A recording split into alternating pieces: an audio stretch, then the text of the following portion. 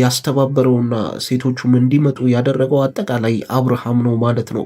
ምክንያቱም አብርሃም ፕላን ያደረገው ነገር አለ። አብርሃም እቅድ አለው ማለት ነው። ዛሬም በዛሬው ቪዲዮም የእሱን እቅዶች አጠቃላይ የምናይ ይሆናል። ምክንያቱም ዛሬ ቀጣዩ ቪዲዮ ይለቀቃል። እንግዲህ እንደሰማነው ከሆነም አብርሃም በዛ ዝግጅት ላይ እንደተገኘና ቪዲዮ ዛሬ ስለሚለቀቅ እንደሚገኝ እያልኩኝ ላውራላችሁ። በዛ ዝግጅት ላይ እንደሚገኝና የፍቺው ወረቀቱንም ይዞ እንደሚገኝ ይቅርታም እንደሚጠይቃት፣ ነገር ግን ሩታ ይህን ሀሳብ የማትቀበል ከሆነ ይቅርታ የማታደርግለት ከሆነ እዛው ዝግጅት ላይ የፍቺው ወረቀቱን ይዞ እንደሚገኝና ለአንዴና ለመጨረሻ ጊዜ ይቅርታ ካላረገችለት እዛው ፊት ለፊቷ ሊፈርም እንደሆነ ነው የሰማነው ማለት ነው። እንግዲህ ያለውን ነገር አጠቃላይ ባልነግራችሁ ይሻላል። ምክንያቱም ቪዲዮውን ስታዩ ዜሮ እንዳይሆነባችሁ ጓጉታችሁ እንድታዩ ነው ይህን አሁን ቀድሜ የምነግራችሁ። ምክንያቱም ነገሮች ይፈጠራሉ። በዛሬው ቪዲዮ ከባድ ነገሮች ነው የሚፈጠሩት። በተለይ ሩታ እምቢ ካለችው አብርሃም እንግዲህ ሙሉ በሙሉ እንደሚፈታት ነው በቃ የታወቀው፣ እንደቆረጠለት ነው። ምክንያቱም የመጨረሻ ውሳኔዋን ለመስማት ነው የሚሄደው። ይቅርታም ለመጠየቅ ነው። እህቶቹን የሚያዘጋጀው ልመና ለማቅረብ ነው ማለት ነው። ምክንያቱም እህቶቹ ሴት እንደመሆናቸው መጠን እንግዲህ ሩታን ያግባቧታል። እዛው ደስተኛ በሆነችበት ሰዓት ይቅርታ ሲጠይቃት እምቢ እንደማትለው ተስፋ በማድረግ ነው። ምክንያቱም ይህ ሁሉ ዝግጅት ያዘጋጀው ለእሷ ደስታ እንደሚጨነቅ ለማሳየት ነው። ልጃችን ያስተሳስረናል፣ ልጅሽን አስቢ ለማለት ነው። በልጁ በተረገዘው ልጅ እንግዲህ ለመምጣት ነው ማለት ነው። በተለይ እንደዚህ አይነት ልብ በሚነካ ዝግጅት ላይ እምቢ ትላለች ተብሎ አይጠበቅም። ስሜቷን መቆጣጠር አቅቷት ስታለቅስ አይታችኋል። ይሄም እንባ እንግዲህ ዝም ብሎ የመጣ አይመስለንም። ትዝታ ነው የጫረባት። አብርሃም ቢኖር ብላ ነው የጫረባት። ፈተናዋን ነው የምታስታውሰው። ስለዚህ በዚህ ደስታዋ ላይ አብርሃም ለመጨመር ነው ያሰበው ማለት ነው። ፕላኑ አጠቃላይ እቅዱ ይሄ ነው ማለት ነው። ዝግጅቱን አዘጋጅቶ ይቅርታ መጠየቅ ነው። ለአንዴና ለመጨረሻ ጊዜ ሀሳቧን ለመስማት ነው። ምክንያቱም ስለ ልጁ ባሰበች ቁጥር እኔን ይቅርታ ታደርግልኛለች በማለት ተስፋ በማድረግ ነው ማለት ነው። እንግዲህ ቤተሰቦች ምን ይፈጠራል?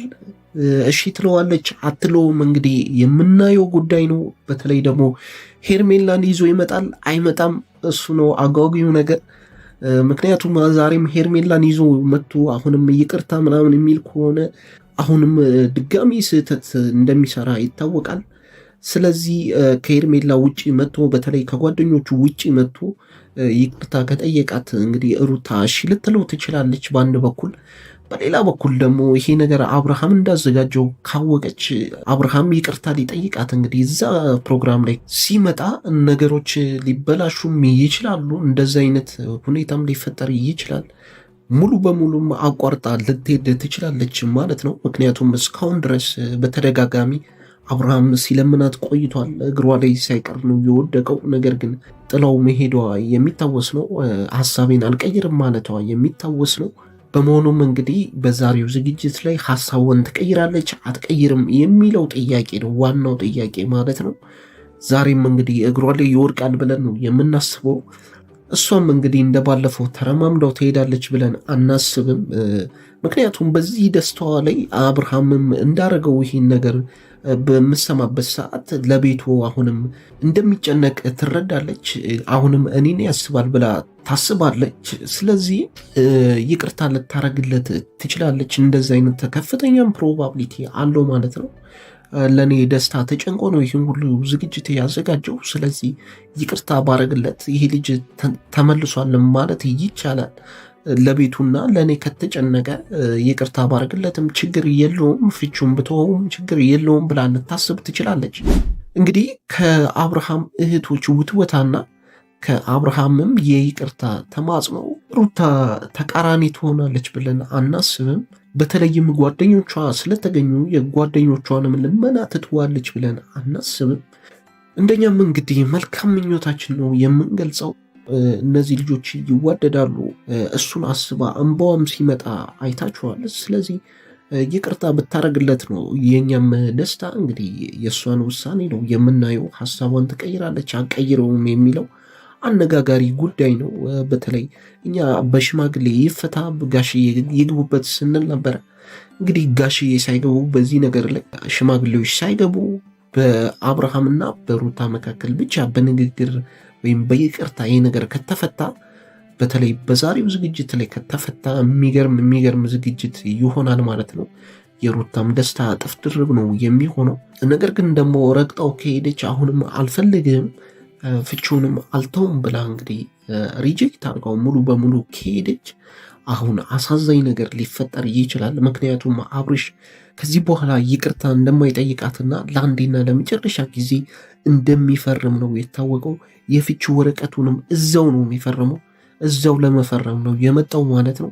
ሩታ እምቢ ካለችው መጥፎ ነገር ሊፈጠር ይችላል። አብርሃም ለአንዴና ለመጨረሻ ጊዜ ወረቀቱ ላይ ፈርሞ ሊሰጣት ይችላል ማለት ነው።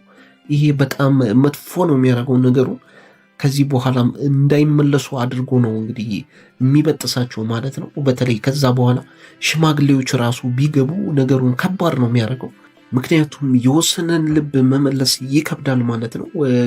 እንግዲህ መልካሙን ነው የምንመኘው። ይቅርታ አድርጋለት አብረው እንዲመለሱ ምኞታችን ነው። የብዙ ሰውም ፍላጎት እንዲመለሱ ነው ማለት ነው። አብዛኛው ሰው በእርግጥ አብርሃም ላይ ተናዶበታል። ለዛም ነው ፍቺውን እየደገፈ ያለው። መጎዳት የለባትም ልጅቷ እዚህ ጋር ይብቃ ያለውም አብዛኛው ሰው ስሜታዊ በመሆን ነው። ምክንያቱም አብርሃም የሚያደርጋቸው ነገሮች ትክክል አልነበሩም። በዚህም የተነሳ አብዛኛው ሰው አብርሃም ላይ ጨክኖበታል። አሁንም እረፍዷል እያሉት ነበረ። አሁን ላይ ግን አብዛኛው ሰው እየፈለገ ያለው አብርሃምና ሩታ እንዲመለሱ ነው፣ እንዲታረቁ ነው የሚፈልጉት ማለት ነው። ምክንያቱም ሩታ ላይ በኋላ ቁጭት ሊፈጥር ይችላል። አብርሃም ደግሞ ጥፋቱን ስላወቀ የመመለስ ቻንሱ ከፍተኛ ነው። እሷንም ሊረዳት ይችላል በሚል እምነት ነው ማለት ነው። እንግዲህ ይህን እምነትም አብርሃም ይሸረሽረዋል ብለን አናስብም። ከዚህ በኋላ ከትምህርቱ ይማራል ብለን እናስባለን። በአጠቃላይ ግን ነገሮች እንግዲህ አብርሃም ነው ዝግጅቱን ያዘጋጀው። ከዚህም ዝግጅት በኋላ ይቅርታ ይጠይቃታል። ይህን ይቅርታ የማትቀበል ከሆነ ለአንዴና ለመጨረሻ ጊዜ የፍቺ ወረቀቱ ላይ ይፈርማል ማለት ነው። የምትቀበለው ከሆነ ደግሞ አብርሃምና ሩታ እንግዲህ አንድ ብለው እንደገና ህይወታቸውን እንደገና ፍቅራቸውን ማጣጣም ይጀምራሉ ማለት ነው። ይሄው ነው ያለው መረጃ። አብራችሁኝ ስለቆያችሁ በጣም አመሰግናለሁ።